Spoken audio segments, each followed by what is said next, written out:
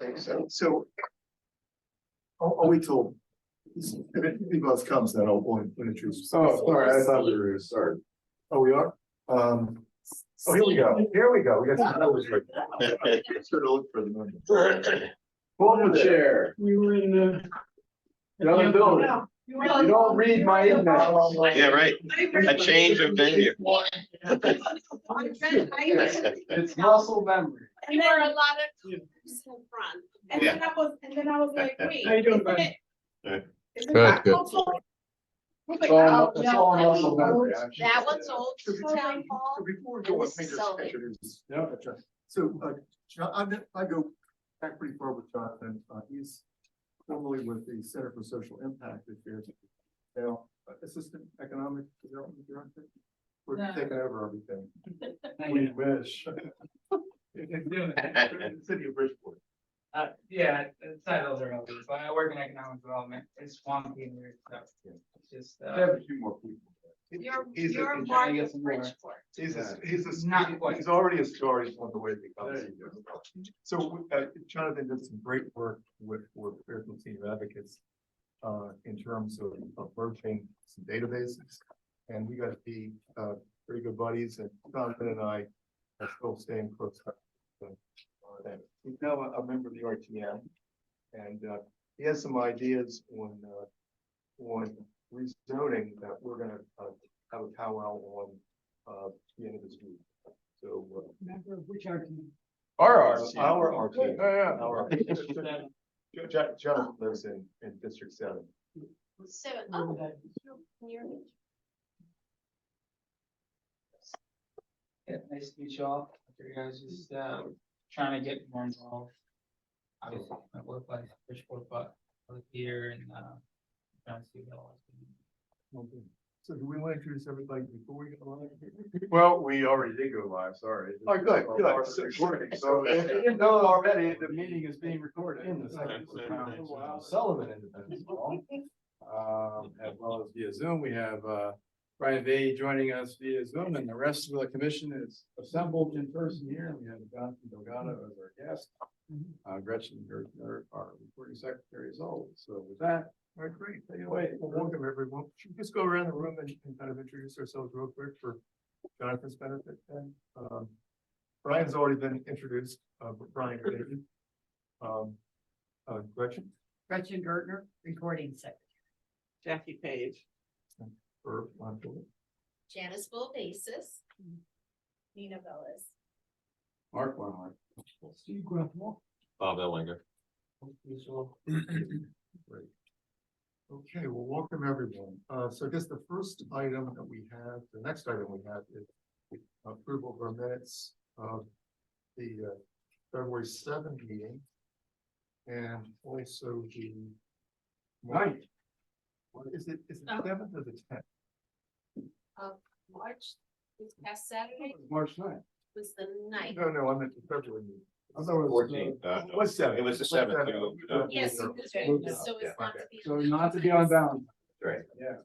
So we met on the 7th, we had a special meeting, off-site meeting at your old stopping ground, on Jonathan on Saturday.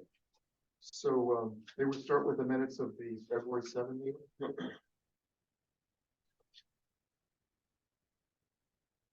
Any, discussion or? Or I want to make a motion to approve. Thank you. One second. Moved by Steve, I'll second. second by Nina, Oh, but I wasn't here, never mind. Oh, second. second by Janice. Second by Forget the Janice. rules. All right, everybody in favor? I. Yeah, okay, great. I think I think that's unanimous. Next item we have is the minutes. This should be quick. The minutes of Saturday's off-site meeting. I wasn't quite as much of a diligent note taker as Gretchen. There were no motions, that's all you needed. It's free, right? It's free. And motion to approve. Steve. Second. Second, Or let Nina have it. We're all there. Let We're Nina all say there. it. All in favor? Aye. On favor. We're done with the minutes. So now we can go on to the affordable housing plan. this is what we, Jonathan, typically talk about at some length each month. So we got two basic goals. We talked about the RTM. We got two basic goals. One is, address the need for the moratorium, but at least as importantly, try to do what we can to enhance housing opportunities, options, and the like for everyone in the town. And there are, I think, 11 enumerated specific objectives that came out of the plan. So we spend a lot of our time trying to work those objectives.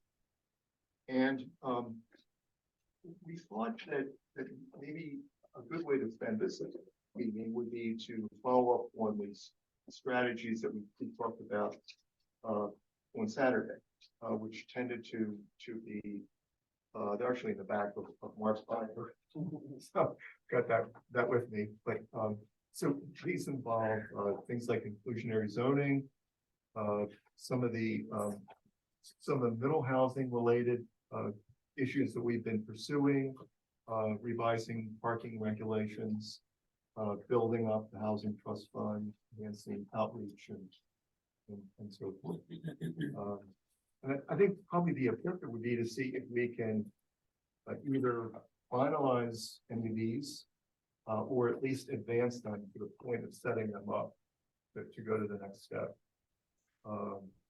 So does that seem like a reasonable course of action? Okay, and do we want to start with any particular area? You want to go, there were 7 priorities from the book. Do you want to go down them or you want to? Well, we can pick the ones that we want to focus on. And we can, this is actually slide 68, if anybody's got the book with them. We can. So just for those following along, we looked at revisions to our inclusionary zoning requirements. There's a host of those. Looking at our DRD overlay zone regulations, some specific recommendations regarding those. Looking at opportunities to support the Fairfield Housing Authority. I think we know a couple of projects that we're working on. Developing the Housing Trust Fund. Exploring ways to create more middle housing. We were looking specifically at the resident C zones and some of the regulations around that. Expanding outreach to educate and inform the public, and changes to parking requirements, which had a commercial component as well as the multi-family piece as well. So those were the top level things. Then we went into more detail, obviously, with some of them. I do have. This is what we looked at before, which is this is the inclusionary zoning text currently. One of the very straightforward changes that we were contemplating was just changing the threshold. The threshold from 10 units to 5 that would trigger the inclusionary zoning requirement. And we did do some research when we're looking at payment in lieu and options in other communities. It was clear that other communities have a much lower threshold. So we're suburban Fairfield County suburban neighbors. They also have a higher inclusionary percentage. Some target lower income groups. Some of these we may not be fully ready to advance. But this one is fairly straightforward. But part to your point, I think part of it would be if we think some of these have legs that we want to pursue, we don't feel like we're quite ready to make an actual proposal yet. It would be to ascertain what additional information we need in order to make a decision, and then the rationale, to explain why we would propose that. What seemed to really speak to TPZ on the payment in lieu was what other communities are doing. They seem to keep asking that question, like, what does Westport do? What does New Canaan do? So I think just actually providing that information goes a long way. Yeah, I think there's two, we need to be able to answer how this fits into the broader context. how other communities handle the same, similar situation, comparable towns and cities. But then there's also another thing in my mind too, that oftentimes they want to understand what, if they adopt a change, what are the ramifications? What would happen? What's the impact? And so some of these, you know, we may have to, we were talking before we had started the meeting, but I know of 4 development applications in the last 5 or 6 years that, since we adopted inclusionary zoning, that were less than 10, more than 5, less. There may be others, but we should know that. Agreed. So we have to know that, so we have to know how that would apply and pass this prologue. We need to understand, you know, because they'll ask, they'll want Sure. to know. If we change this, Right. what's the likely outcome? And then in addition to that, I think it's important for us to know, are they actually building units there with these regs You mean other in communities? other communities? I think that's important if our intent is to actually create housing, especially middle housing. It doesn't do us any good to have a regulation on paper that is not workable. We have a incentive housing bill that provides a density bonus of 50%. Provided, you know, there's a percentage affordable, but no one's been able to actually build under that. So it looks good, but it's not workable because the underlying density is not enough to support the development. So I do think that's important too, and maybe there's not enough information for some of these, because some of them adopted these regs pretty recently, so I don't know what. So we should answer that, try to answer. Another issue is, since these other communities adopted these regs, have there been changes in the environment, the economic environment that make it significantly more difficult now to make that work? So we can probably test that out easily enough to find out what the impact could be, or maybe find out if we consult with some of these other communities, you know, what's going on now on the ground, or what's going on very recently I asked on the ground. Mark, are you able to find out the other communities, you know, because of the contacts with the different groups, that, do they pass some of these as they're really trying to achieve something, or is it window dressing? Yeah, I might be able to have that conversation with the planning staff or Emmeline to do that. You know, Stanford and Norwalk were so complicated. I did talk to their staff to just understand how it actually worked. But we could do the same with, you know, Westport and Darien, New Canaan.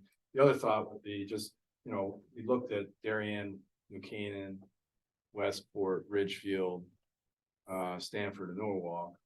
Are there other communities that we should reach out to that you think are important? So we could also look at that as well. I do think that we had a good collection of Fairfield County communities, and I think those are more comparable to Fairfield than someplace like Haddam or someplace Old Saybrook, or I don't even know if they have something, but you know, even out of state, you know, if we can't find an example locally, you know, sometimes we look to see what communities in other states are doing, but we do have some examples here. But we have a list, but are there others that you think we should also reach out to? I know some, we've had I some know, of I you guys called have talked, but Shelton, Stratford. Stratford, I called Greenwich. Yeah. So we have some of that. I think we need to probably take that information and make sure we have it as complete. You know, maybe we have to go back and revisit that and make sure we have a fuller understanding of what's going on. Yeah, it's a bit dated, it's probably at least, Maybe it's at things least have years. changed, you know? That's like, true. And opinions have changed on. Yeah, because they all done their affordable housing plan after we did Yeah. that call Yeah, we around. did it Right. before the. So Mark, you mentioned you knew of maybe 4 developments in the last 3 years in town that were between 5 and 10. Yep. Were they at 9 or were they at 9. 5? They're all, They were all at 9. they're all at 9. So, yeah. And obviously what prompted this was the Mill Plain Stilson Road. Yeah, that was the most. That's recent. really what's brought this up, Yeah. you know, And that was, there was, depending on how they wanted to count that. Yeah. The free divide, you could have said it was 10.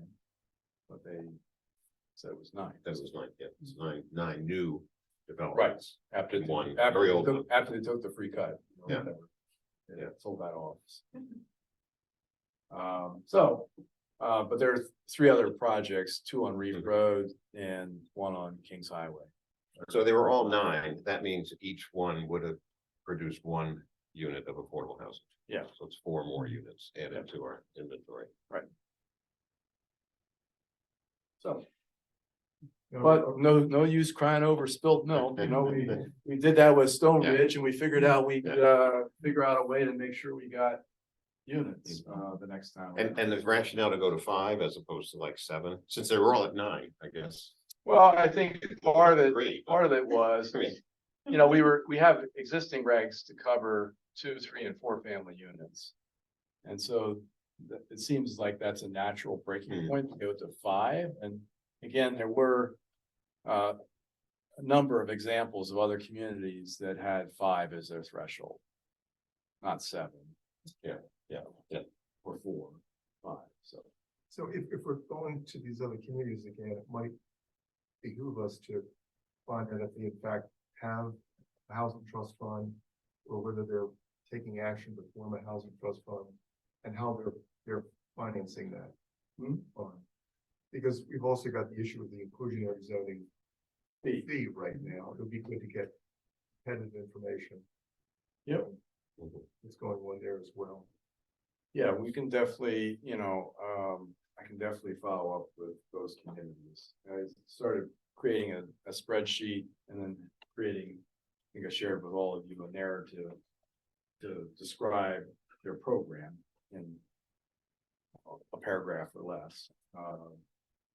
But we can add to that, in terms of other communities and make sure that we again understand how it actually is working. And I think that's really a conversation you have to have with staff. So Let me ask you a question on the economics. If there's 9 units, we don't get a unit because we're at 10, but we do get, because there's zoning fee. Yeah. And any idea how much that is? how much? Or how much? Okay. But again, we will have that information. So I don't have that right now, but we can easily look that up and say, for the project the 4 projects that I know of, this was the inclusionary zone. It's a pittance compared to But on a regular house, maybe we get 15,000 or something, not even. not even? It's based on construction value that, and again, part of the thing we talked about was, do we wanna, we set it at 5 per thousand. Darien was 10 per thousand. We thought we were less affluent than Darien and McKean, I forget which one, but, we wanted to start off a little bit more conservative. But we haven't touched it since they passed it. It's been 5-6 years. We wanna at least bump it up to 6 per thousand or something like that. Well, it is inflation sensitive. Right. It's applied to a number that's increasing, but it's still something we should look at. And if we looked at the housing prices, how much it's grown since Yes. then, like Yeah. if we It's a good way take to that, look at it. like, I think. Take a look at it in that. Because they've grown much faster than Oh my inflation, gosh, that. I much mean, higher than we should inflation. So Definitely take a look at that. That's a good- I just remember that chart that you showed us on Saturday. Yeah, even for $1 million, you're looking at $1 million house, you're looking at $5,000. You rarely Yeah. see building permits where they're saying, Oh, the they're not value of the listed. building permit is $1 million. And So I one- mean, the building official, well, if it comes in like ridiculously low, we'll question that, but as long as there's a reasonable basis for that, it's usually not, people are not saying, No. actually what the value That's of. not- But you yeah. all No. know Yeah, what based on the no, work like- you got out, right? So, It's not a big. it's a conservative number. Okay. Now, the other one that probably does come closer to that, universities Sure. are pretty, they're pretty upfront. And Frank, that's where we thought we'd raise the lion's share of the money, and that's exactly where the lion's share of the money is coming from, but. You know, there isn't, the universities are starting to dial back in how much more building they've on the campuses at this point. So I'm not sure there's gonna be as much, you know, growth. So as there has Sacred been. Heart, if Sacred Heart builds on the Bridgeport side, We don't get it. that goes to Right, Bridgeport. right. If they build on the Fairfield Oh, side, we yeah. get it. Wow. That's interesting because a lot. So if they build on Notre Dame's property, which they just purchased, that's Bridgeport. Or Notre Dame and Fairfield, That's in Fairfield. that's Fairfield, okay, that's still Fairfield. Yeah. They know there's projects on Park Avenue. But then, yeah, then on the Bridgeport they have side. a nurse, they have a Yeah. dorm, a Yeah. couple. That's schools. There's across still Park going Avenue. on Yeah. the Okay. Bridgeport I think side. he And then- president's house is over. Yeah. Well, I like the $10, and maybe one way to get there is in increments of 20%, a year, every other year. 4 of those gets us from 5 to 10. And we have- In a very modest way, that's not gonna upset. I have parking leases and I have an escalator clause and it's like goes up 2% every year. And, you know, that's just, it's written into the lease and. no What's the one base? bats- No one bats an eye when it goes up. What's it cost? What's this? What's? the I'm just base? saying, if you have an escalator clause in a lease, no one Oh, thinks right. about it twice. Yeah. It goes up by a modest amount before long, it's, you know. It's where it should be, right? Yeah. So, So are you saying to do one? well, it's, And first of all, then- it's a recommendation we have to make. Are you recommending do one, like move it from 5 to 10, but then leave it that way for a while? Or are you saying like maybe go from 5 to 6? I would go more I was thinking incrementally. maybe- Yeah, You know, right, because 5 to 10 doubling it. that's- 20% would be a buck, right? Right. So that would be maybe a default Right, strategy. that's getting- a huge getting Yeah. information on what these other Yeah. towns are doing. And if you did 20% a year for 4 years, you get to a little Right, you $10. get there. You know, you get there in a very nice gradual way. So. That's one way, that's one approach. So, But I mean, inflation alone behooves us to look at. so we've talked about the inclusionary zoning fee. Right. And then we talked about the threshold, both of those seem to have support. I like the 5, Yeah. 5 units. I think so, yeah. Makes sense. The only concern I have with that 5 is that we could be looking at a pretty substantial cost per unit if you, let's say there's $400,000 or more to build a unit. You know, then even averaging it over 5 units, you're looking at $80,000 plus per unit. So we probably need to leave open the possibility of helping with that, with the funding of that endeavor. And you may not get 5-unit developments, what Right. you end up with is, you know, 4. people are gonna go to either Right. 4 or go to 10. Right. Or are you suggesting that we might have to help fund the development? Well, this is like the Or threat. tax. This was like the threshold question, which is, do you raise the floor, the expectations and then fill the gap? People, if the project for whatever, like right now, interest rates are high. So, you know, projects don't pencil out as well as they used to. So it's hard to have something that is adjusted based on other variables. So you could set the expectation higher. And if things don't pencil out, just fill the gap and make it feasible. Or what we've been doing, which is have a lower floor. And then say, okay, like we're trying to do with another project. How can we incent you to do more than the bare minimum? And that's a different conversation. Even though we're working with a local developer who is receptive. But that's a different conversation than you were required to do this, and we're helping you fill the gap to make your project feasible. So that was kind of an epiphany for me, which is, I've always said, well, let's have a reasonable floor for everyone that applies to everyone. And, you know, hopefully if we try to get people to do a little bit more than that, that's great. But I do think, you know, there's something to be said about raising our expectations, setting the floor a little higher.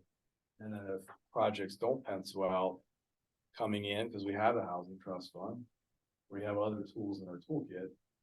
You know, how can we plug that gap? It's just, we do need to communicate that because we don't want people to say, I don't want to build here. If Fairfield's too expensive, they got too many rules and regulations, we're gonna go someplace else. if we want that housing to occur, and there might be some people that's okay. Well, it being tough though on a private sector development. Yeah. Would be a tough sell in my mind, because We're you've gonna, got guys who are selling things at $1.5 million. And we're stepping in to help them build it, get for that 10th unit. not saying it's, but in order to demonstrate, in order to prove that, you know, they have an incentive to come to you and share the information. Then we can do a analysis of that development pro forma and determine whether or not his assumptions are reasonable and decide whether or not we want to participate or not. So I think that's just a different conversation than trying it the other way, but I hear what you're saying, for sure. Is it reasonable to have the same requirement at 5 as we have at 9 units? You're gonna definitely get people that are going to adjust their plan based on what the rules are. So if it's the same standard, you're not gonna get 5 unit developments, you're gonna get a 4 or a 10. I think, you know, you'd be silly to do that. You try to maximize the number of market rate units that you get with the same level of affordable. So we just have to be prepared. And again, I'm not ready to, we can hold off on this, because the other thing would be, as we were talking about, there are other things in that paragraph, in that section of the regs that we've talked about. And do we want to come forward with, you know, 1/2 of something we propose and then 6 months later come in with another bite at the apple?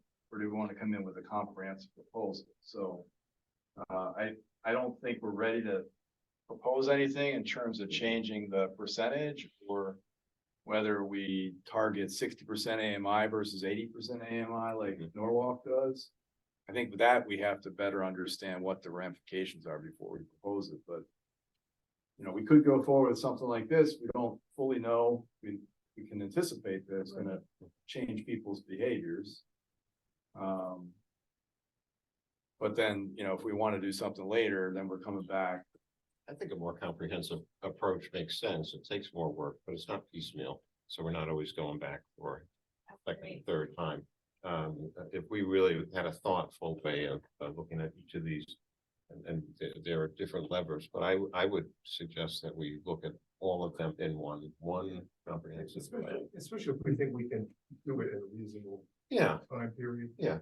You know, it may be a push to try to do it by April 8th when we next time, but maybe we could at least be well on our way and with a plan for the second, when we meet in the second week in May to finalize. and I think part of that comes down to which other communities do we want to compare ourselves to? If we can lock that in tonight, are there 5? Are there 10? They're probably not 10. There's probably 5 to 10 that are of similar size and in or out of Fairfield County that we already have some data. We find out where are the gaps, what are we missing, see if we can collect that missing data, and then at least that is a stake in the ground. We don't have to then go back and say, oh, well, we should add another one, or you know, we should at least agree, you know, who do we want to compare ourselves to? Because I think we have enough. We've looked at many, and we've got pieces from many of them, but we may not have all the information, but at least we know where we're starting.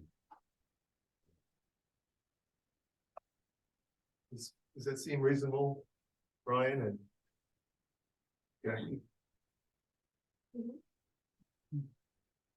The other thing that we, More transparent, right? We need to have a comprehensive plan. Yeah. Then a little bit at a time. and the other thing I was hoping for again was that at some point we did have, it was nice to have a couple of planning and zoning commissioners join us on Saturday. But it That would was be nice to terrific. have, and we've had in the past joint workshops with them. I think they've been very successful in terms of our putting forth some ideas that aren't really fully baked yet. And then getting some feedback from them, so we kind of know where their concerns are, and we can address that with a formal app. Now, they've got the POCD that they're still trying to work through.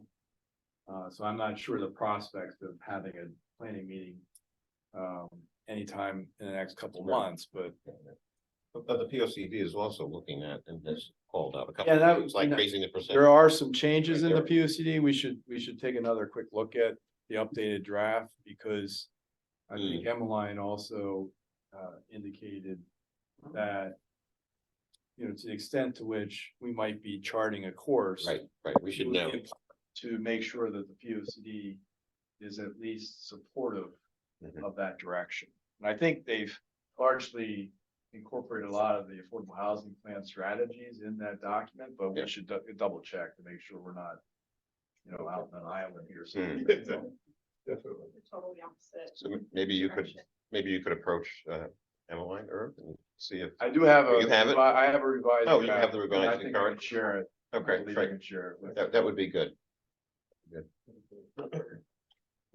So, yeah, I mean, we should talk about whether there are any other communities we want to. Yeah, let's do that. Right.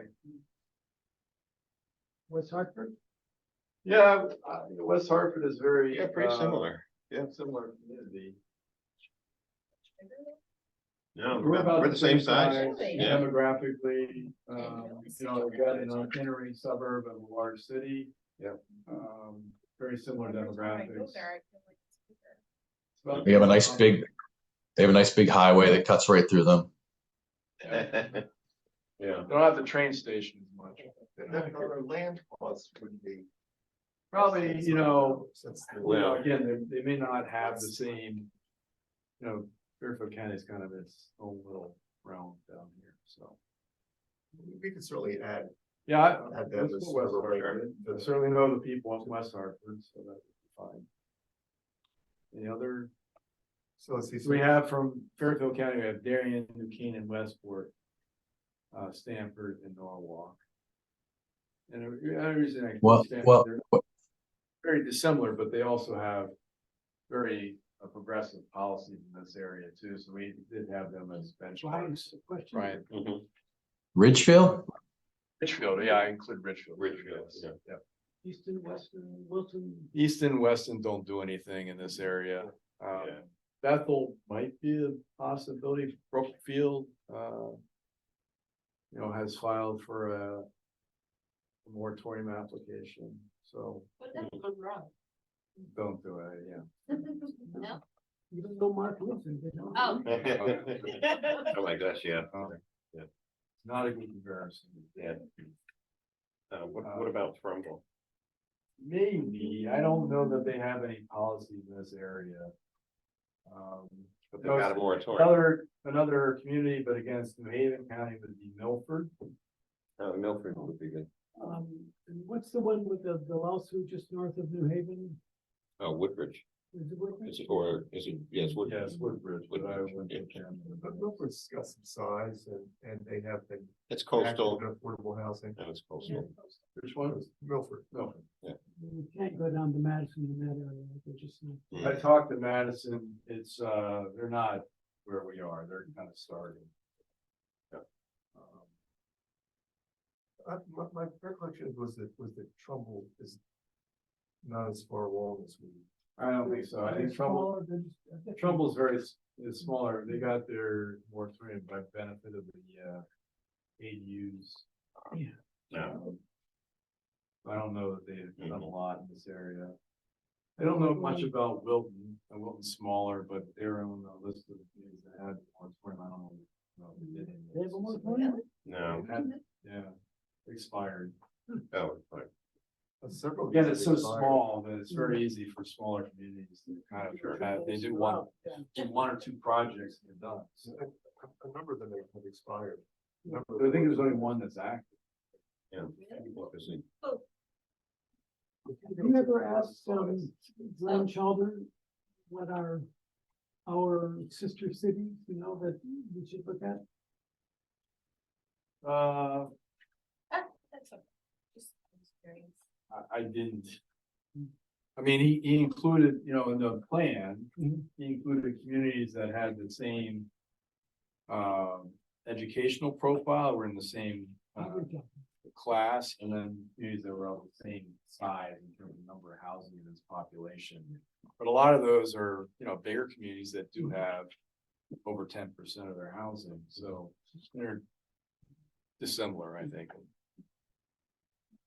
So they're not gonna give us a lot of it. So again, we're trying to find communities that have either adopted some inclusionary zoning or have a housing trust fund or, you know, taken proactive steps to try to create some housing outside of the normal process.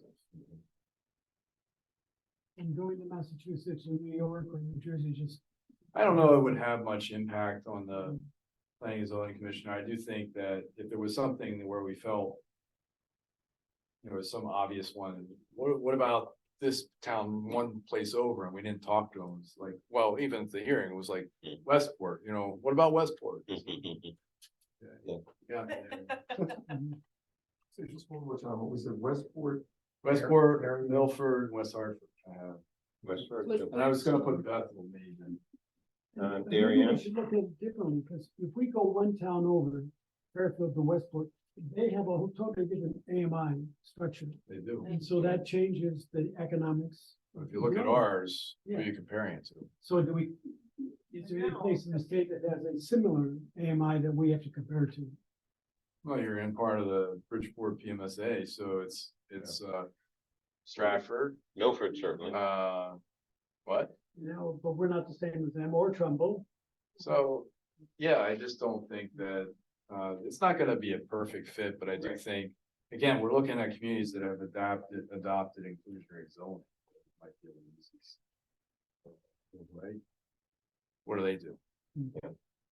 I think this, so we got, Milford is very similar based on this chart. I don't know that they've done a lot. so we've added Milford and West Hartford, and we Right. had Westport, Darien, Buchanan, Ridgefield, and Woodbridge? what else did we have? I wouldn't add. Who were the five? What was it, 5 or 6 that we had? So the ones I have are Ridgefield, Darien, New Keenan, Westport, Milford. Stanford and Norwalk. And we could put Greenwich.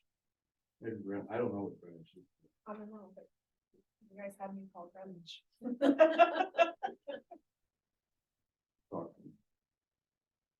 So that would be the 6 that we've got right now, and then we'd be adding Milford, West Hartford, and Greenwich.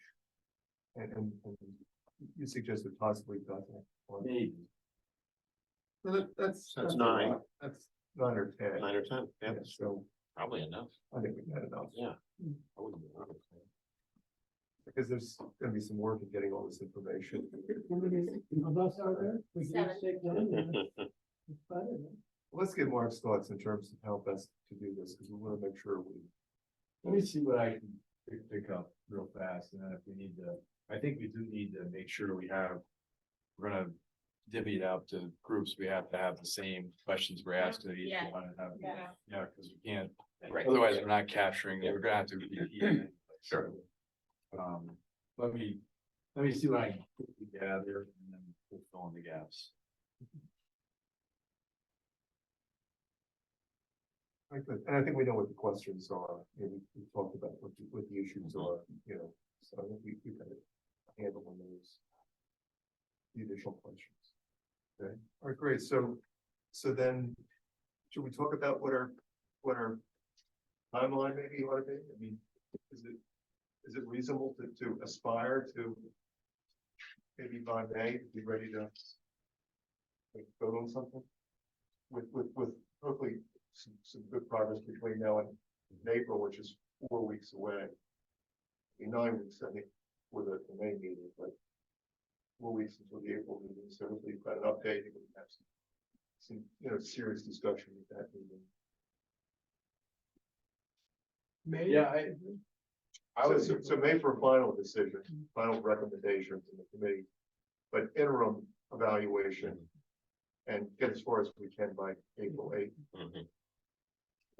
But is the thinking that we want to be in line with all the other communities, so if nobody is less than 10, we wouldn't consider going 5 to 9. I mean, having that data is wonderful, but if we want to do something a little more innovative and breakthrough, I don't, cuts against the grain, are we comfortable doing that? We may show 7 other communities don't do it that way, but we may feel, we want to have, a higher inclusionary percentage or raise the fee. I mean, and it may be an outlier.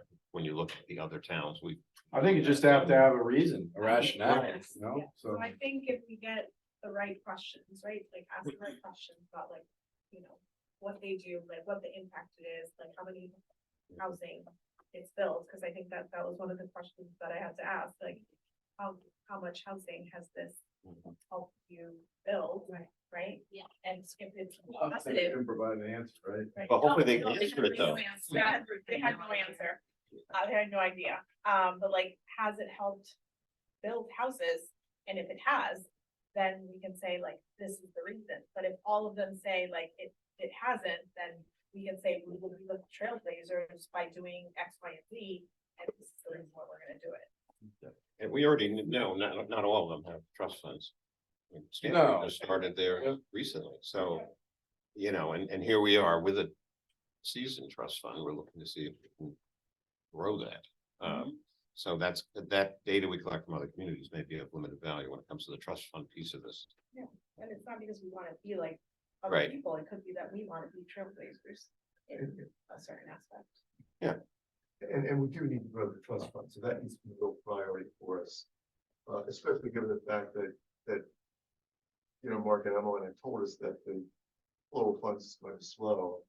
Right, now, right. Because the universities are doing less building, so we need to ratchet things up. Yeah, when we passed it, we were asked, you know, what do you think the projected revenue flow would be? And we projected it based on past permit activity, about $350,000 a year. Now we've exceeded that.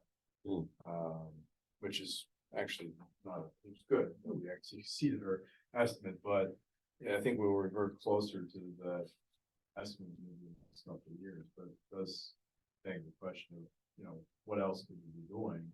You know, one of the Madison, who is considering putting together housing trust and how to fund it, was looking at funding it. They asked, you know, the state statutes allow you to take 25 basis point on conveyance as a supplemental conveyance fee and direct to your housing trust fund. You do that. No, we don't. So some of the communities like Norwalk, they focus on the 60% AMI. You can still 80% AMI units, but you're paying a fee into their housing trust fund to do an 80% unit. So there are other ways that, and then the more traditional one is people are paying out instead of putting the unit in, they're paying into it. Right. Which we've all discussed in terms of what the pros and cons of that are. So there's a couple different ways to do it. If we're gonna increase the fee, but, you know, it affects people other than the universities. It Yep. affects Right. all of us. Well, it affects anyone that's doing, remember, it's only on new construction and building additions. Right. And so it's not affecting anyone who's doing a bathroom remodel or something like that. You're adding to the footprint of a house, then for a commercial building, then you're paying an exclusionary zoning fee on top of the building permit fee and everything else, or you're building something new. And if you're already providing some level of affordability in your plan, you're providing inclusionary zoning, you're exempt. So, so it's only applying to new construction and building additions that don't otherwise contribute to meet our affordable housing. Anything else on inclusionary? Was there anything on that list that people think we should not? Under inclusionary, so there was lower inclusionary zoning threshold, increased set aside percentage, target lower income households, increase the inclusionary zoning fee, increase the term, particularly as it relates to ownership. You know, so there isn't some Oh, no. windfall like get into 40 years, forever's holding the golden ticket. Consider a payment in lieu or off-site development option. And then some communities do apply inclusionary zoning to assisted living providers, at least in terms of the housing. So I think Westport and Ridgefield, I think Bethel does as well. So you can see that in the ranks. Right.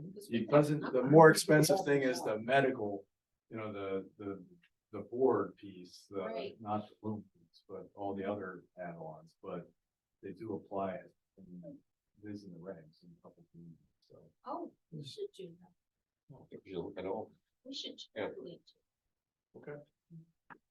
Just wanted to see if we're eliminating anything at this point. Can we make that retroactive when we assist the road? Oh, we can't. No sooner, yeah. So while we're, anything else on those items? So the payment in lieu, it felt like we were incomplete in our presentation. Is there It more? wasn't our presentation, so Right. I think, we had suggested that maybe, we should do it, outside of a development application. There are pros and cons to both approaches, but I didn't want to make the presentation for them. Their, well, it wasn't our language. We just said, if you're gonna do it, increase your fee. Did you circulate the letter from Carol Martin? Did everybody get that? I can provide, it's in the record, planning and zoning. But I don't know that, Yeah. I'm not sure that Carol fully understood where we were coming from either, so. But, you know. So I think we didn't talk about this, but 250 Pequot, for those of you who did tune into planning and zoning. Last night, they approved the project. With some conditions, but they denied without prejudice the text amendment. So you'd have, if they're building it, they'd have to include the units as part of their development. And I think, and again, this was through M-Line, there is interest in looking at a payment in lieu. People do recognize there are situations where it might be better, you know, public interest might be better served. I think they agree with us that those circumstances should be pretty limited. And I think they were, more supportive of our proposed formula than the developers. Clearly. But they did not think that this was the project that they wanted to lead out of the gate with, if you will. So they denied it without prejudice, which means they're open to considering language. Again, I think we have higher priorities ourselves, but it's something we should definitely keep on the table. Sure. I think it's significant that now in the last month, we've had 2 proposals in Southport approved. Yes, And yes. both of them Yep. possibly will have affordable housing. Yep. That's great. And both got a lot of support from the neighborhood, Yep. which was a real key. Really helped with the commission, I think. Mhm. You know, they really appreciate it. Always better to have neighborhoods. Right, Oh, yeah, yeah, Is that the one right off, exit 19? yeah. That East was Avenue. through 110 Woodrow, and then Pequot's more towards the village center. Oh. Yeah. For Connecticut challenges. So I sent them a letter to the commission, a little bit different than 350%, you know, I talked about the sale price. Grabbing your No, cake and further eat too. Well, yeah, so did that get? I know once you commission. Yeah, That building next door underneath.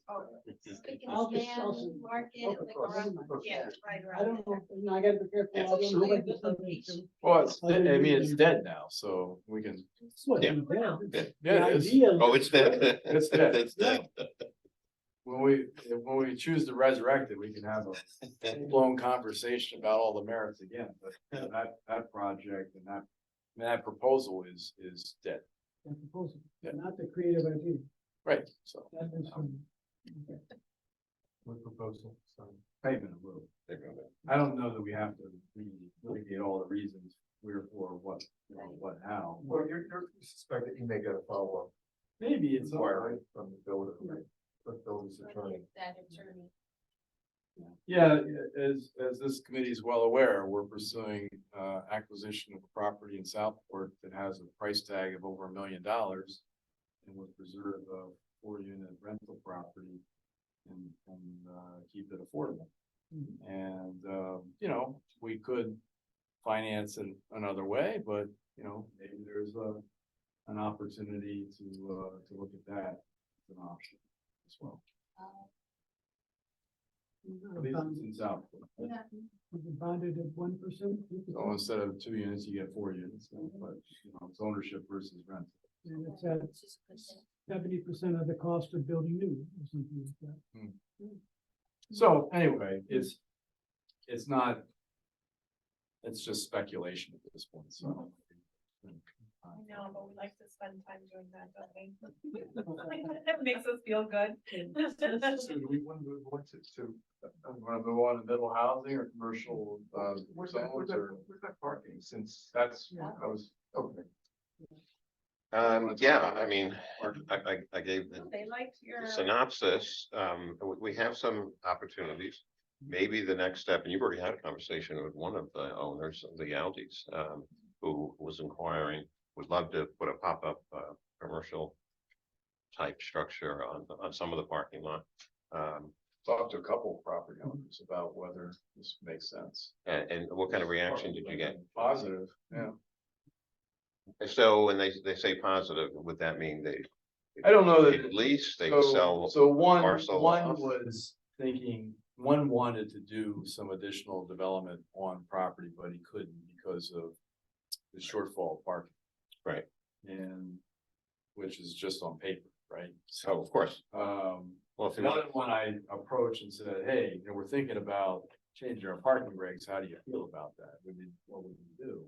Mhm. And he was interested, but I don't think he had any plans to develop anything or rip up asphalt and plant grass instead. sure, sure. So it's, but I do think, I think it'll be well received by the ownership. I don't know what the downside would be. Mhm. Because we're increasing the value of their property. I mean, you I have, mean, I guess that would be the downside, because the assessor would then say, well, your property's worth more. Right. I mean, you look at the Aldi parking lot and they have that supplemental lot on Greenfield. I mean, that was just so perfect. You could put Yeah. 2 or 3 triplexes on that, maybe, very similar to what's up the street. Yeah. Habitat, So, and that's the same owner you would like to put something else Yeah. on this property. Yeah. Did he indicate where?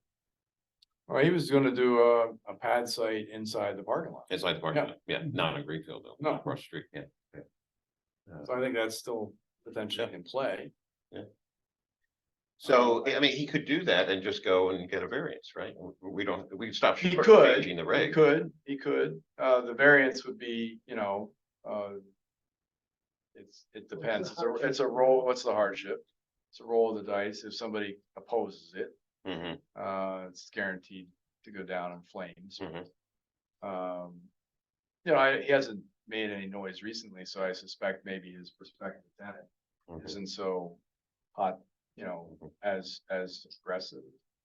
Yeah. But it's a good idea. Yeah. We should change our parking regs. And that probably should be part of the P O C D. I mean, they have only a couple of lines in there about, or the first version. In Which terms says of changing from 5 to 4, right? So 3,000. you really, I think the thing would be, in terms of our direction, was you were proposing a pretty wholesale change, just saying, for all. Yeah, I would go from, uses, You were yeah. going from 5 to 4, 4 to 3, I went from 5 to 2, okay, 5 to 2. Yeah. So. 1 per 500 Originally, rather than 1 per when 2. I talked to staff, it was. Yeah. Hey, we have these situations, we all know, these large commercial, we've done this analysis. Yeah. Anything over, at some point, we don't need to keep adding parking. Right. Stop or Right. have a lower, Right. lower requirement, and I think staff kind of understood, they were on board. Yeah. And I'm sure the commission, that's a different argument than, hey, we Sure. just changed our commercial parking regs townwide. Yeah. So. But if you applied that new reg 2 rather than 5 per 1,000, 8 of the 10 properties would still be under parking. They still have excess parking. Really? Yeah, I mean, I have a table that shows. that. Well, to have. So, I mean, Have a little it's not that excess capacity wouldn't be a bad thing, Right. because they'll say, the staff will say, well, we don't regulate the end user, we regulate the use. So what if, you get Yeah. somebody that is a more intensive parking? I think it begs a broader Like a discussion, because there are so many different establishments that don't go by gross floor area. There are other benchmarks that they use, and I think there's in 28.6 of the code, that the whole list really ought to be looked at. So so again, back to our, And I think that's a discussion across what commission. information do you think we need to make that case? And we started talking about like, let's compare our parking regs versus other communities. Mhm. We had some people from Economic Development Commission that said, yeah, but you know, the reality is when you look at parking regs, they're all over the map. There's really a lot hard of to- similarity though, They're based on- because it's all based on the ITE. going And they're all very conservative. They're, and the Institute for You Transportation have to go to Engineers. maybe Bridgeport or Hartford and probably Yeah. find more. Well, Hartford did away with. Bridgeport, I did actually they do wrote- it? Or As an intern, I wrote the original zoning amendment to get rid of the downtown. Bridgeport, yeah. And now don't regulate it. Yeah. And Hartford got rid of it. So that's- So, But I don't know that that's gonna be a winning argument for us, like Hartford and Bridgeport have done it, I don't know that we'd say, well, We wanna be we're not like, regulated. we're not like those. yeah, I can dig up some of my old PowerPoints and Yeah. so a lot of the, like, I think Donald Shue, there's a bunch of authors. Yeah. High cost of free parking, right? Another one. So- What do they call it? Shoepistas, Shoepistas. Chupanistas. Yeah. I might have some stuff like Yeah. that.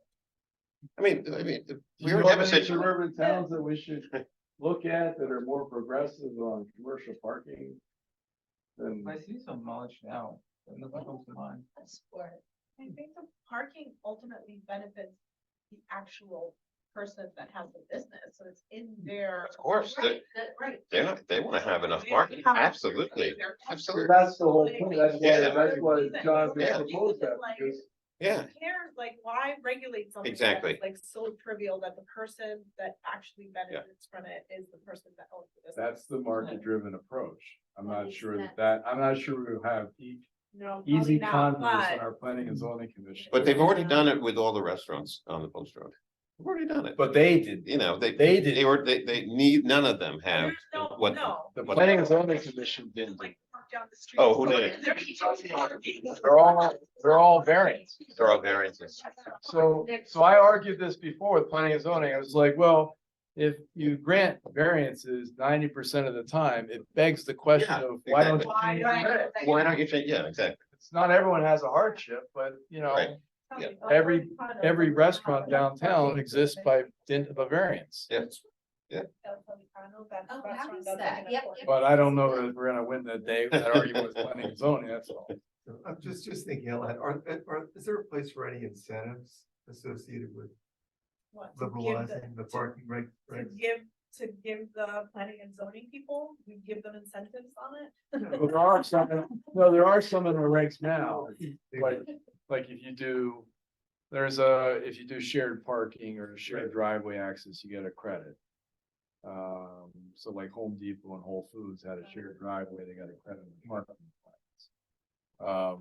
You know, there are some things in our regs, I just don't know if it's enough to drive the needle. Well, if these conceivably could be turned into housing opportunities, you know, be it capitally affordable or not. Are there potentially? Well, you density could options or- come out and say, you have a different, you give a credit or a different standard if you're gonna provide affordable housing. Hmm. Maybe. Maybe. Yep. You know, you liberalize those things, I mean, that's, I don't know about. Parking is one of many things, obviously, it adds to the cost of producing something, but they, you know, you get maybe some flexibility on a lot of other things too, maybe lot coverage and FAR and all the other things we regulate. So it's kind of the approach we're talking about with like middle housing. If we're actually gonna do middle housing, we've run the numbers. It's really hard to do a 2 to 4 family unit, new construction here with the land costs the way they are. So you almost have to do more than what we currently allow.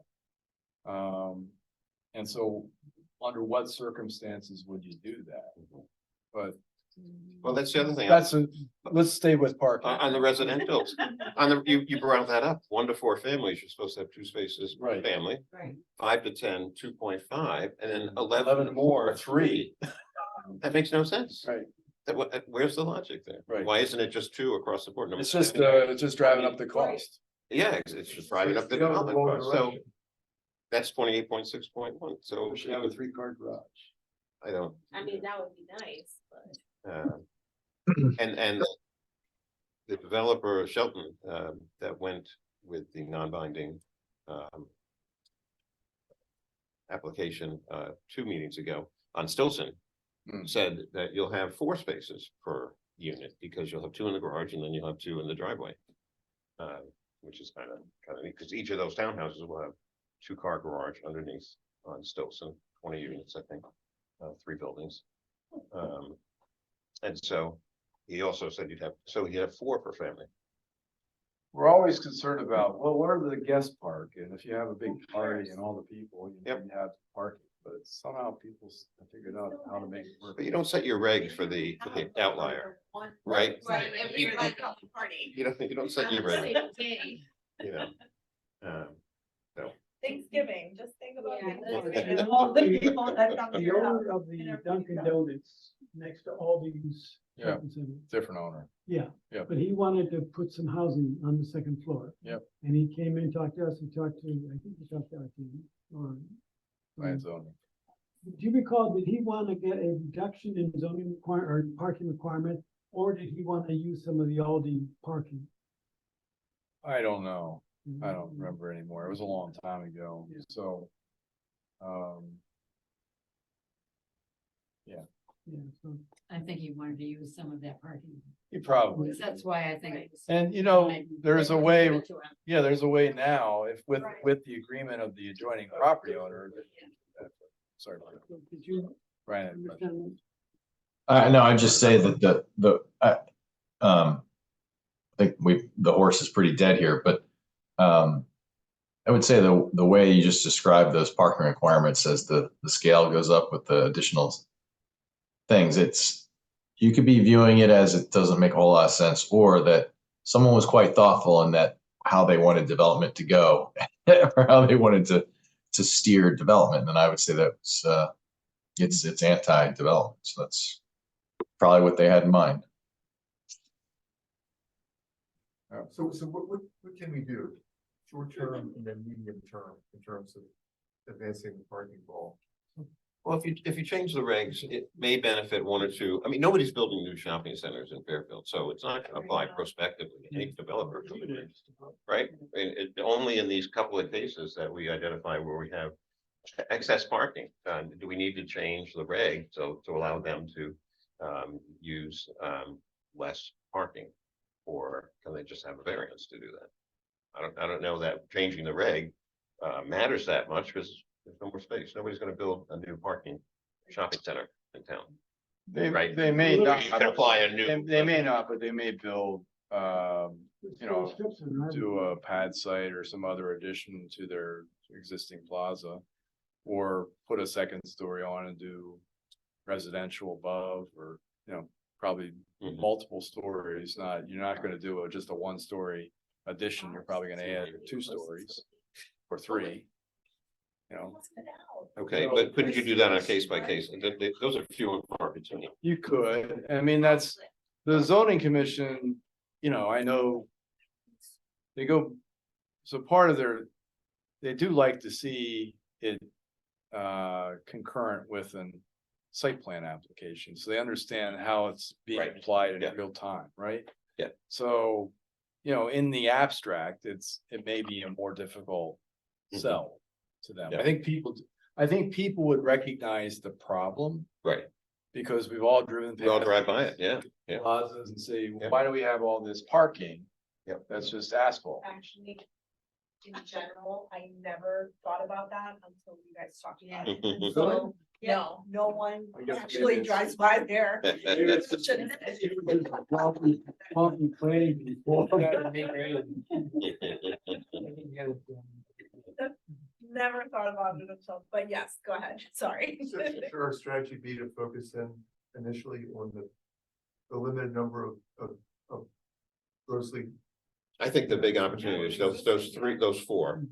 Yeah. Aldi's, ShopRite on, Stop and Shop rather, on Texas Hill, And are you Avenue. suggesting that we BJ's and Bob's. go back to Restoration the Program. owner and see if there's a development potential pending, or do you think just, That wouldn't hurt. I mean, this would not come to, as a surprise to them, you know. No, I would wanna talk to him beforehand. Anyway. Yeah, I think it would give, I think that's not a bad idea. give planning and zoning some incentive to. Yeah. To move sooner rather than later. Yeah. We do that. Okay. Okay, so we have Aldi, BJ, Stop and Shop on Villa. And then Bob, where Bob's stores is. Yes. They're grossly the- underparked The worst, on the post the road. worst of the worst. Figure out what the threshold, what's the Yeah. common denominator. They're all under 20% utilized. Yeah. So it's like, I think we were taking like, you know, you get to a 75,000 square feet of commercial space, maybe at some point then I think all. it's a different standard in Yeah. terms of parking, or you just stop. Yeah. You get to a certain cap and then that's it. You don't need any. Yeah. Either approach would probably. Yes. Find out which ones. What's that? If Bob's gonna go dark, they're gonna vacate. They're already gone. oh, they're gone, they're out of there. Yeah, They went dark. It's being it's being remodeled. This For restoration hardware. Is it outlet, right? Outlet. Whatever. Be exciting. Yeah, yeah. Definitely. Cheap price. Field trip to. Yeah, restoration hardware. Restoration hardware, yeah, We can hold our next. huge. Yeah. Hey, look at that, you know? Yeah. I think all these is the place to concentrate, looking at this Stop and Shop, it's. Well, where Planet Fitness is, no big deal. Yeah, that. Down by Villa Avenue, just nobody parking there, where the bank is, Right. and where the bowling alley It's is. hard to address Aldi, without addressing that one across the street. Yeah, I think you do both at the same time, yeah, because they're So proximate. those two and Even then with the new- BJ's. Right. BJ's Is it Bob's. really? Yeah, BJ's and Bob's. Oh, yeah. Not, With the- not in the front, this whole side, there's this whole side parking. Yeah, the whole side, behind Walgreens there is all roped off, you can, the bowling alley. If you go past, if you look down where the bowling alley is, to the Right. side of the bowling alley, there's Like- just the oodles of parking. It's Oh. never actually used. In fact, it's chained off. Yeah, it's chained off. All right. It's, again, worthless. And you have that whole Okay, so parking, you then have that that whole would be parking a lot in great- front, right where the bank is, right next to the bank, Right where the that's bank is. always empty. Always Got a empty. diner. It's very nice, it's nicely lined and nicely Yeah. paved, everything, there's never a car in it. Yeah, that's a picture of it. Yeah. All the empty spaces. Like, I brought pictures. Yeah, the bank, but this right here, it's always empty. I've Always never seen a empty. car in that space. Hundreds of spaces. Yeah. Always empty. It's quite- Nobody's gonna walk that far, It's 1,000 pretty- feet it's to pretty go extreme. shopping. It's odd that it's. Or to work out at Planet Fitness. No, I don't. I always love the We gotta shop right now. BJ's one was really funny, 'cause it's like, I'm sorry, you don't have enough parking. What? You don't have enough parking? Come on. Yeah, I You mean, guys wanna see this? I mean, So could we be ready to move on parking in the same timeframe? as Sure. we're Talking about Yeah. inclusionary zoning? yeah, it's So just I guess the approach That's would a be, good idea. um. I would think this is lesser than the other one, but. Yeah. it's up but to then you. to your point, there's the space that's roped off behind Walgreens, the same parking lot. But something that we're moving on, trying to create opportunities. So- Yeah. That's And also, I'm just thinking, just spacing it out a little bit. The car wash, Yeah. We go with leaving The bigger model, so- car wash across the street. give ourselves a little bit, This is the very more big life thing. together or something. Of course, this is Black Rock, so you gotta go across the street. I saw that little, so right in front of that park, Okay. the little like Yeah. park, No. that's parking lot. It's so weird, they could have made it like a big. There's no place. Well, the park. How I recall. Here's the car wash. Yeah, so- Here's Dunkin' Donuts. It's whose property? Up behind. Up. I didn't know that. Park is new, right? Yeah, it's It like was, a, it like was a always bench. there. United, They that's approved Black when they Park. put the things highway. It's right behind. Yeah. I thought Wolverine did that. No. You know, I still like you to- deal With that owner, that rent some My space. arts. How long ago? We're gonna have to, like, what can you So you imagine still own it? on this property, cause what's there I is can kind double of- check. That's a great idea. I mean, That, like, I mean, it's not, I call it a park, but It's improved to Yeah. what it was. and there's your house. it's like Walgreens is, yeah, Well, like right. Walgreens is right But I here, could like, picture, yeah. you know, Yeah, I could picture some really Yeah, cool They stuff. haven't done anything before, you know, just because Old there's that County has this other park building as right well. on the property. Okay. You got the car wash in the corner there. Yeah. All right, we done with parking? So, So we're then- done. We're done. So, yeah, do we want to talk, we're already at 8:15, so. All right, let's move. Let's move along. Right. So do we want to maybe address the zoning, the zone B, zone C? Yeah, so let me Sure. just, and again, this isn't ready for prime time either, so maybe this is the third. You know, we do inclusionary, then we have parking, then we do this. They could flip at some point. But there are a couple opportunities in the B and C zone. We looked at the fact that in the residence B zone, for example, 50% of the duplexes that exist are on non-conforming substandard lots. So obviously, you know, again, begs the question, do you need a 9,000 square foot lot to build a duplex? 50% of them are on smaller than 9,000 square foot lot. They fit perfectly fine in the neighborhood. But on top of that, we know that it's hard for us to build new construction because the land costs, you know, try to buy a duplex property, even one down for less than $600,000-700,000 right now.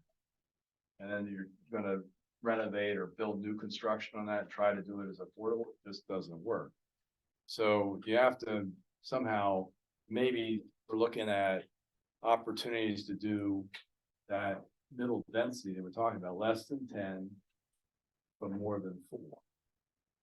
And there's a couple properties that we're talking to some folks about that have some unique characteristics. They're oversized lots in a B zone. Both have frontage on 2 streets. And you might be able to lay out something that is more than in that 5 to 9, 5 to 8 unit area. Now, there's nothing in our zoning regs that allows for something like that, but, you know, back to cluster housing and things like, should it, right? And if we do something like that, instead of doing just a duplex, you can do 5 or 6 units, could you get 1 or 2 of those units as affordable as an offset? So it's very early on, but there's a couple components to this. Originally, we're looking at just changing the regs to reduce the lot size. But I don't know if that would necessarily trigger any new, you know, 2-family or 3-family developments that would be affordable. You almost have to go beyond that and provide some level of density that's still relatively modest, but enough that you can get the numbers work. So it's just out there right now, but Emmeline is connecting me with a couple of builders that are looking at doing something. I'm talking to them, what could you do on this site? And one guy said, well, I can do this. I think I can do 8 units on this property. Well, maybe that's a little aggressive, but I'd like to see him lay it out and see, you know, just how it fits. 16 parking spaces. Well, that's his first thing was, how much parking do I have? And I said, don't worry about it. Bob's got the parking figured out. Don't worry about the parking. So, you know, I think maybe at some point we might come back. But there are a couple of different, if it does work, it's financially feasible, it works, it seems to fit in okay with the neighborhood.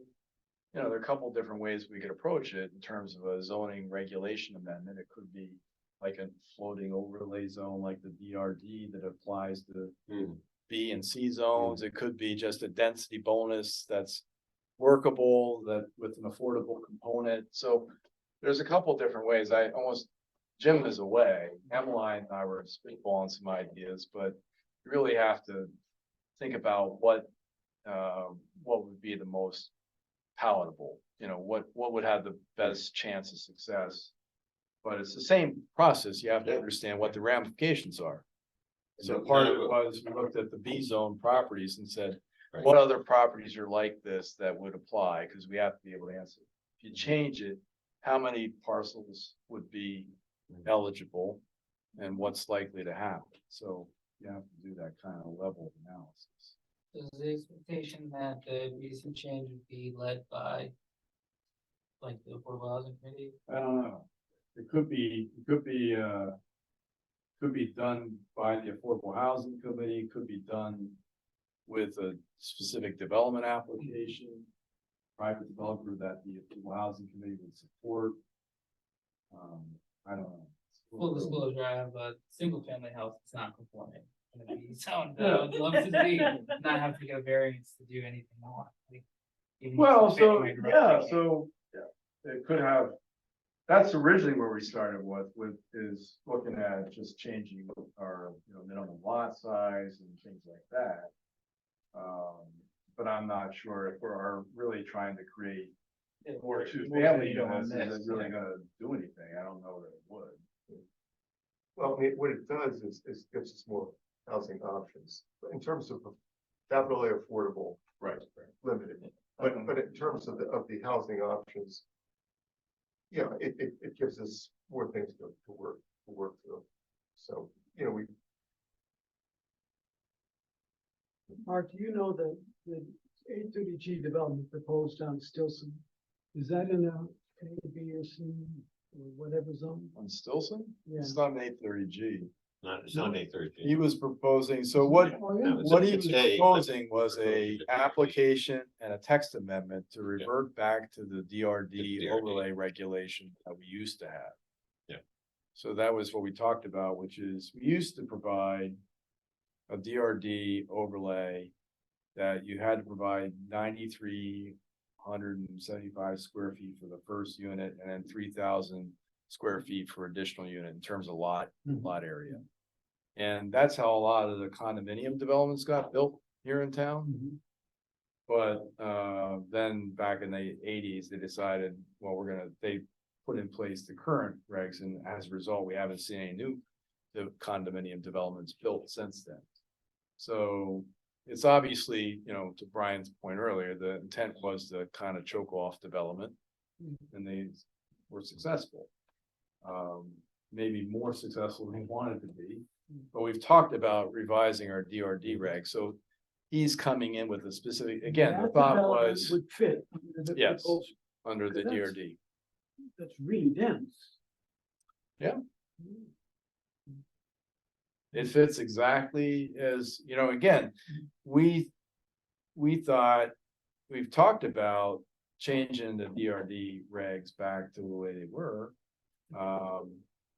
But part of it is, there's always this, is it better to have a specific application so the commission can better understand what this means? And so when the developer came in and met with planning and zoning staff, they shared, because he was trying to get density upwards of 20. And we said, no, that's not, it's too much. But we talked about the pre-1980 DRD regs, and that's what we put on the table. One thing that might be helpful, so we're starting to do some work with MetroCloud around ArcGIS Urban. I don't, do you have any familiarity with that? Familiar with ArcGIS. Yeah, so Urban allows, there's like Urban and then there's like this Urban Engine. And it allows 3D rendering based on zoning regulations.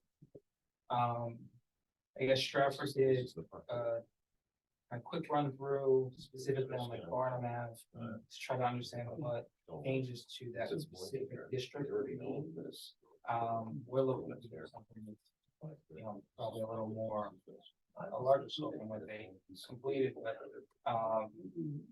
as a tool, it's on like leaps and bounds. Is that part of the MetroCloud regular service package, or do you have to pay access to that? That's what we're in the middle of negotiating between ArcGIS and MetroCloud. Because they have an additional license and the expectation that before they get this house.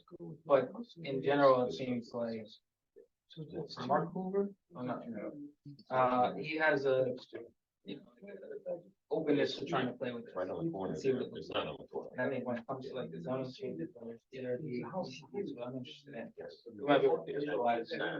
And, Yes. I mean, you can do all types of analysis, maybe how shadows come across based on the time of day, what it might do, especially when it comes to streetscape improvements, things like that, like there's a lot of different ways you can retool it, so that you can give a visual representation.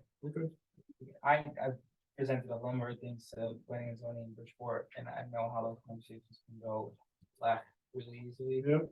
And, yeah, visual definitely change things. We're going with parking. I think. The middle housing. Yes. So is there any immediate next steps on the middle housing? I think I need to meet with a couple of builders and find out what they have in mind and then see how it practically applies. You know, There's probably more that we can do, I mean, and it'd be interesting to see what the revisions are to the POCD that you're gonna send us, Mark, but it just seemed like the Zone B and Zone C proposed change is Fairly modest. Pretty much, yeah, very, very modest. Especially given the fact that we find that under 9,000 square feet, more than half of the Zone B units are non-conforming. Because they're not. We used to talk about my father's house. It's been a while, I don't know, so I bought a house growing up, so like in Grasmere Village. Like I have a non-conforming lot, my father has a non-conforming lot on Vermont Ave behind Whole Foods. That whole neighborhood, right? If anyone was to do additions, or it's more NOAA, right? Like actually occurring affordable or creating just rental opportunities, it's not gonna move the needle like a moratorium or anything. But just to create that opportunity, we're limiting ourselves. For sure. Like he's on like 700-900 square feet. I mean, there are about 250 now that are non-conforming. That seem to work fine, duplexes seem to work great. So. Next door neighbor has a duplex, or I think they're on like 6,000 square feet. Yeah. So we're looking at it like. They're a bunch below 6,000 square feet, so. Yeah. So we'll keep working that in kind of in parallel with the things that you're working on. Yeah, the priority would be inclusionary zoning and parking, then. Can we then pivot to, I guess, the old business? Sure. So, in addition to, You have any update on the moratorium? I didn't bring it.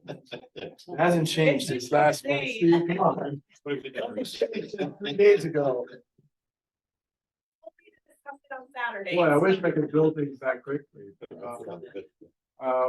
No, the other thing that was on the planning and zoning commission agenda last night was the office conversion to residential at 6050. Small office, class B/C office building, 2-story, behind McDonald's, which they're proposing to convert that residential 18 into residential, of which 2 would be affordable under our inclusionary provisions.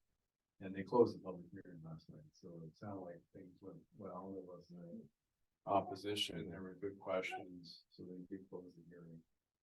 It's a good location. I think it's a great Perfect. One right there. Yes, Yeah.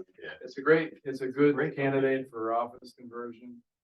The residential, and it's a good site for it. It's sandwiched between, it's like that buffer.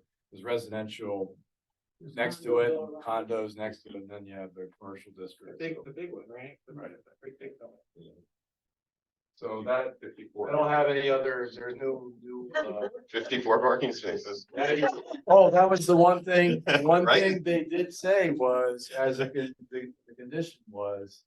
They want them to reduce the number of parking spaces and provide for additional landscape. Really? Yep. Wow, look at that. Because it's We're overparked. moving the So needle. they recognize it was overparked. Save it true. Yeah, so maybe the tide is, Maybe. the tide is changing. They could build another structure, they could do an ADU there or something, a little pad, provide 2 more units. How about a little children's playing area? Yeah, that would be. That'd be nice. So you don't have to go to the There's no. playland. Exactly, The- yes, Not- exactly. So Mark, you've already given us the updates from the moratorium. Yeah, the housing Yeah. trust, Housing trust fund. housing trust fund were, we have a balance of $1 million. With a reserve of $300,000, more or less, for Parkview. So we have an uncommitted balance of $680,000. 681,565, because I know Steve's writing it down. I am. 681,565, I was rounding off. there. That's Okay. So that's our housing trust fund. We don't have any application pending at the moment. Greenfield Street is continuing. Parking comes, I'm hoping to get a development agreement before the Board of Selectmen at the end of March. We were waiting on the acquisition of the 376 Quincy, which we have submitted the lien bid for foreclosure auction, but the court has not yet approved our sale. The most recent fiasco was the attorney for the committee submitted a deed for the court's review and approval. I guess they spelled Fairfield wrong, had the wrong date. And so the judge kicked it back and said, you have to fix these things. And then, so they did. And now it's back before the judge. So that took us 2 months to get to that. So, This is So the in any attorney event- for the bank. yeah, the attorney for the bank. So I'm sorry, Mark, what is the milestone for the Board of Selectmen presentation? on the March 27th, I think is our next Board of Selectmen meeting. I'm hoping to get the development agreement with Habitat. And we're tired of waiting for 376, so basically we'll say up to 5 lots, including these parcels. Somewhere between 10 and 14 units of affordable homeownership. And then we would go to the RTM after that, around, have to go through the board, the selectmen, not and the planning and zoning commission. To, RTM and have to approve the thing. So that'll probably come later this year. And then St. Emery's School, I have talked to the diocese, again. Carol Martin, the Housing Authority is proceeding with an appraisal. So we can submit a revised offer. And take it from there. Is she competing with anybody right now? Yeah, they have another proposal. It's a conditional offer. It's close to what they want, they wanted like $2 million. They want $2 million for the property. Yeah, we don't, we don't necessarily think it's worth that, but we understand what's going on. But it's a conditional offer, so it's provided I get my zoning approvals and all that. So, you're getting $2 million if they're gonna do an 830G. That's gonna be a long time before you get the approval, so you might wait on money for a while. So Carol, working with us, hopefully she can come in and make a non-contingent conditional offer, and might be for less money, but they get it sooner with no strings attached. That's our pitch. Anything else under old business? I actually went to look, remember when Connecticut Housing Partners came? Yep. They were great. So I looked up some of their buildings in Bridgeport, went, looked at them. Yep. They're amazing. They're gorgeous. They're well managed. I don't know if they still manage them or someone does. It's, Mutual housing is. Clinton Commons at 91, it's all really close, right around Fairfield Ave and State Street. It's Clinton Commons, 91 Clinton, Maplewood Court, 434 Maplewood Ave, the Merton House, and Yale Street Commons. They're all beautiful and well maintained. I don't know when they were built, but they're all really well maintained, the grounds and the buildings. It's really nice. They do an excellent job. Well, unless they're gonna, be out there scouring the place, looking for opportunities, if they're looking for the town to put out, which we did. Mhm. And they responded to one, but we were run for homeownership, on Greenfield Street. It's a little smaller than what they would typically do, so, but, if Carol were to take a pass on, St. Emery's, for example, that might be a nice option for them too. I thought about that.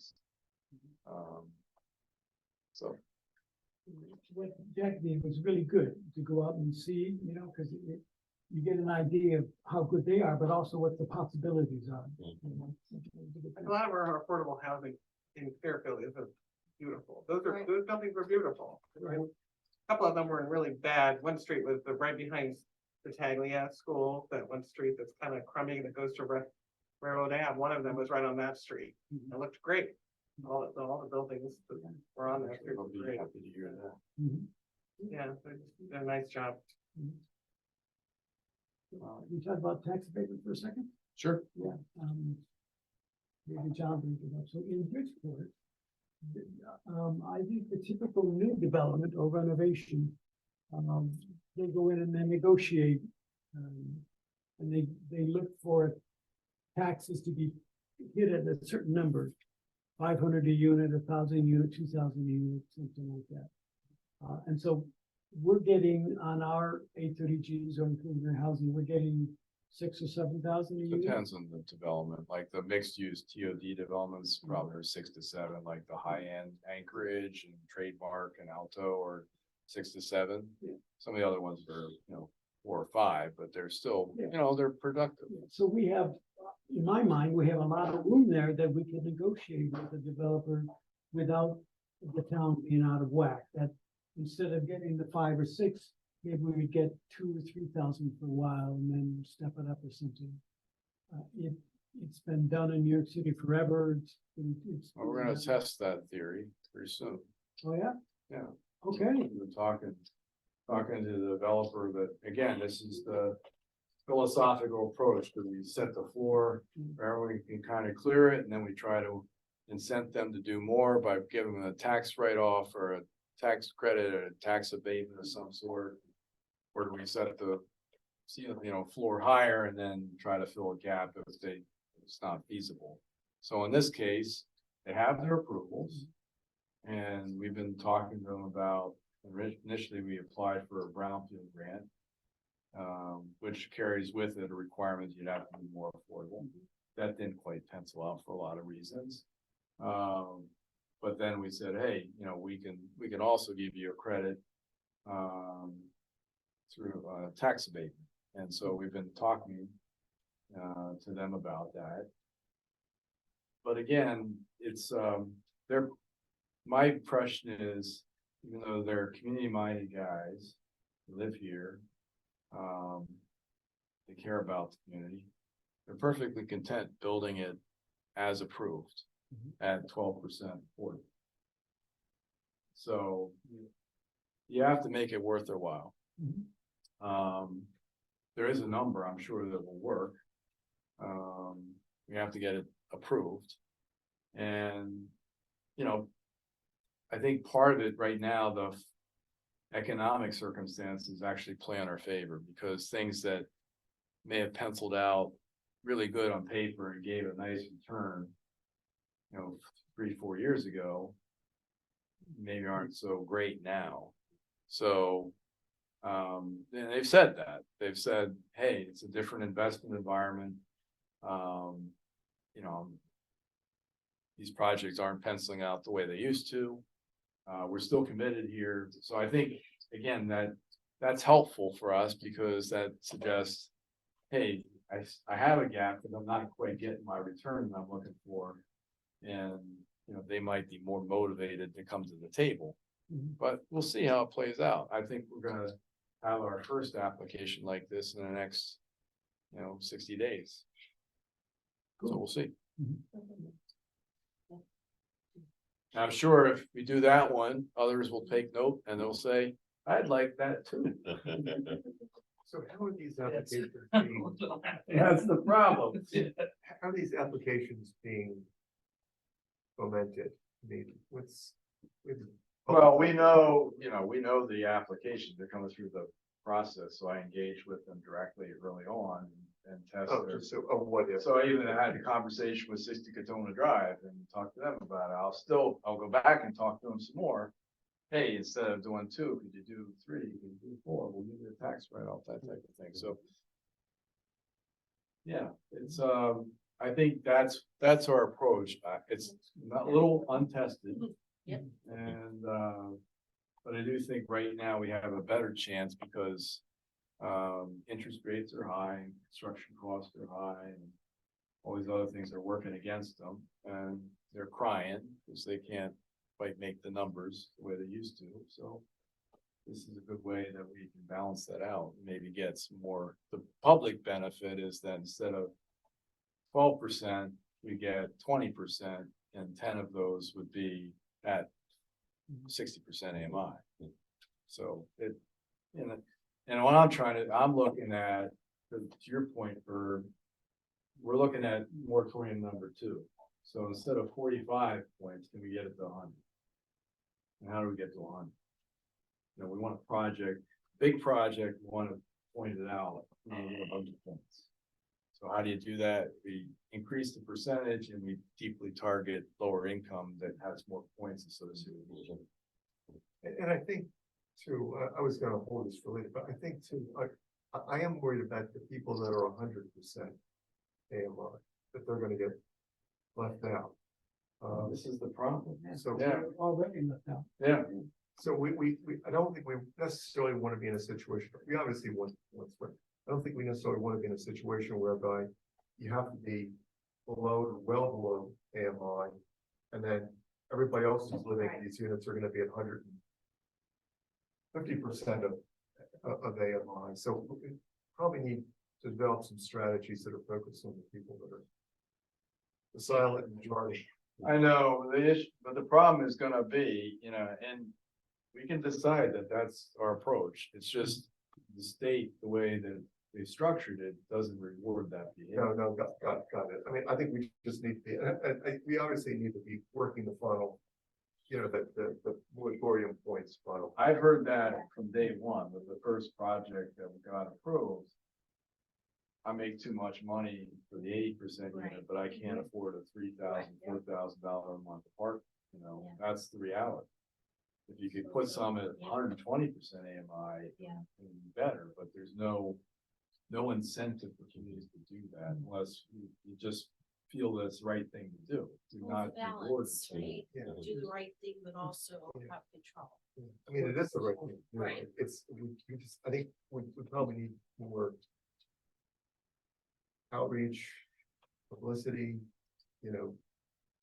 I gotta believe at some point, there's a limit to how many, $4,000 a month apartments I can build. So at some point, you're gonna be closer to a median where it might make it a little bit more. We're underbuilt nationwide, we really do need a lot of units nationwide. But high end though, how many people are paying the $5,000?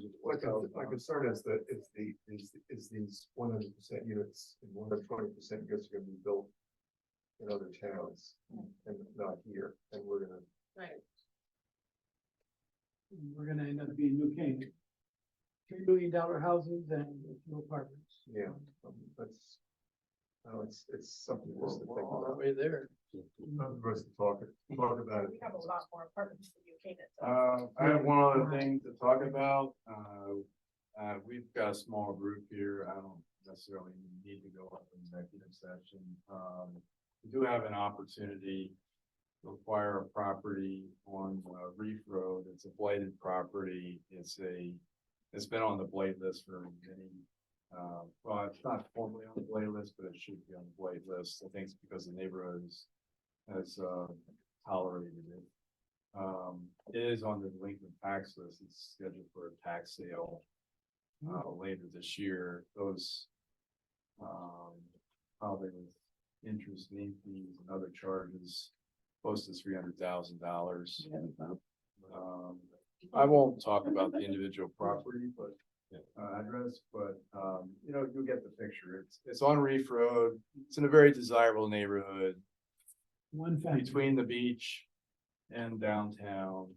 It's a conforming duplex building lot with a single family home on it that is a tear down. We did an appraisal. The appraisal is $600,000. The elderly couple, it's a brother and sister who live there. They have had some medical issues, and I'm not sure. They're currently staying at a rehab center. I'm not sure they'll be able to be discharged back to live independently. So there is a conservator, and they're thinking about listing their property for sale. Trying to, because this is all they have, really. They have very little money. And I said, well, you know, the town would be interested in the property. But we couldn't pay more than the appraisal we have, so. And they may do better, honestly. They might do better on the open market. You know, what's gonna happen if some builder buys it, you know, it's gonna be tear down, you're gonna build two multi-million-dollar Yeah. duplex on, you know, two multi-billion-dollar. Mark, you said that we can't pay more than the appraisal. I don't think we should, you know. Right, can we, or we should? I've never gone to the boards with something more than the appraised value. And so here's the, it's a good question. So here's the threshold question, really. Okay, so we have the money in the housing trust fund. We can buy this lot, which is a duplex. You can build a duplex on it under current zoning. So you're paying $300,000. If you pay $600,000, paying $300,000 per unit for the dirt alone, and then you have to build the housing on it. Is that really the best use of the housing trust fund? I buy it and then flip it. Buy it, sell it for 800 or 900. We're not a real estate developer, so I have to, as Jonathan knows, I've gotta go, when the town buys property, I've gotta go to the board of selectmen, planning and zoning, and What do you have to do to flip RTM. it? And when I sell it, I have to do the same thing. And of course, then they're gonna say, why are you buying this house? I'm gonna buy it to flip it. We're not the real estate developers, okay? So I just- I know, so we get Habitat involved?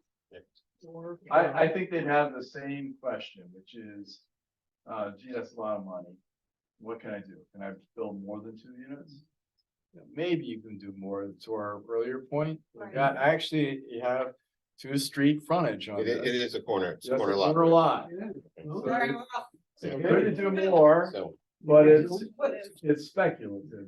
There's no zoning in place to do it. It is the town, so the town probably could get away with, you know, use of the town, we build 4 or 5 units instead of 2.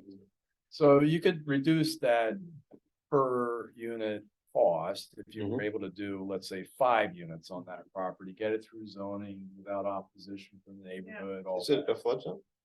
It probably isn't. Probably is. It's near, So then Near, you it have to isn't. be raised. Yeah. You just have to elevate it probably a Right. little bit. It sits up a little bit, so it might be outside, it might already be at elevation 11. There is a basement. Anyway, I told the attorney, I would first, so I had an appraisal done. I shared it with the attorney for the people owning it. And I said, we would discuss it tonight. I don't, originally I've long looked at this and said, gee, that would be a great site. It'd be nice to do something there. But, we don't have a lot of money in our housing trust fund. And, I'm just not sure it's the best use, but I wanted to bring it up to see what your thoughts were. The key would be how many units, without really knowing what the prospects are for building, say 5 or 6 units, it's hard to make that call, isn't it? It is, and And I think that the likelihood is, we would be outbid. I suspect Sure. that Yeah, of course, they would be doing a disservice to Right, people right. that yeah. if they didn't test the market and see what else they can get for it. Now, we could always say, hey, if you can get in global offers. we'll Yeah. talk. And you said, in the past, you said that Habitat has money. Remember you said They that? do, but they also Like, get, or like asking, or someone was asking like, oh, can't they apply this and this?